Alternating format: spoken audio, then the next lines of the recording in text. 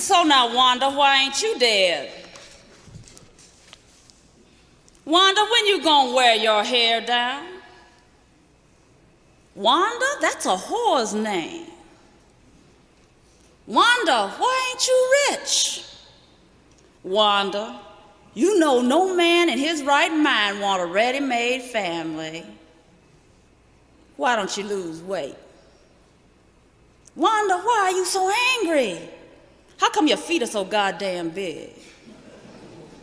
Can't you afford to move out of this hellhole? If I were you, Wanda, what is it like being black? I hear you don't like black men. Tell me you're AC/DC. Tell me you a nympho. Tell me you're into chains.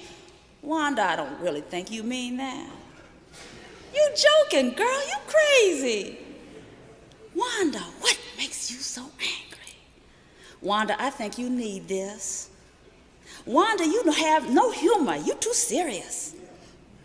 Wanda, I didn't know I was hurting you. That was an accident. Wanda, I know what you're thinking. Wanda, I don't think they're gonna take that off of you. Wanda, why are you so angry? I'm sorry. I didn't remember that was so important to you. Wanda, you're always on the attack.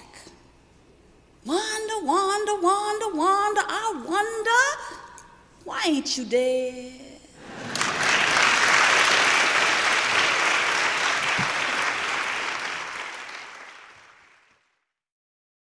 How do you move from the streets singing doo-wops to a poet? How do you move from Donnell Lee to Hakeem Adabuti? Poet, whatever happened to Luther? He was strange weather, this Luther.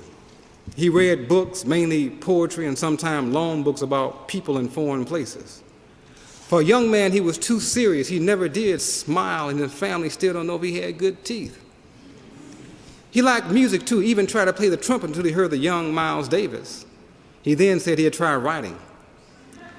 The family didn't believe him because there ain't never been no writers in this family, and everybody knows that whatever you end up doing, it gotta be in your blood. It's like loving women.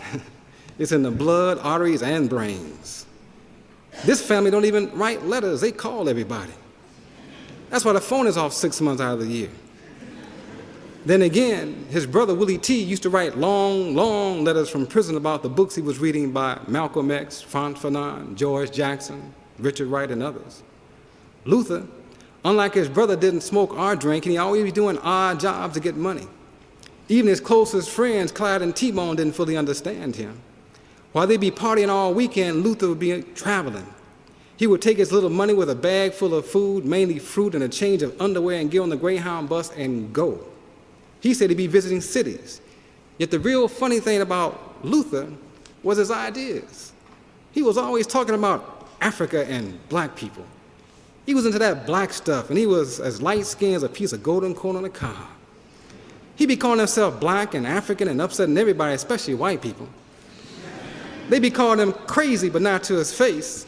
Anyway, the family, mainly the educated side, just left him alone. They would just be polite to him, and every child of God knows that when family members act polite, that means they don't want to be around you. It didn't matter much, because after his mother died, he left the city and went into the army. The last time we heard from him was in 1963. He got put out of the army for rioting. He disappeared somewhere between Mississippi and Chicago. A third cousin, whose family was also polite, to appear one day and say that Luther had grown a beard, changed his name, and stopped eating meat.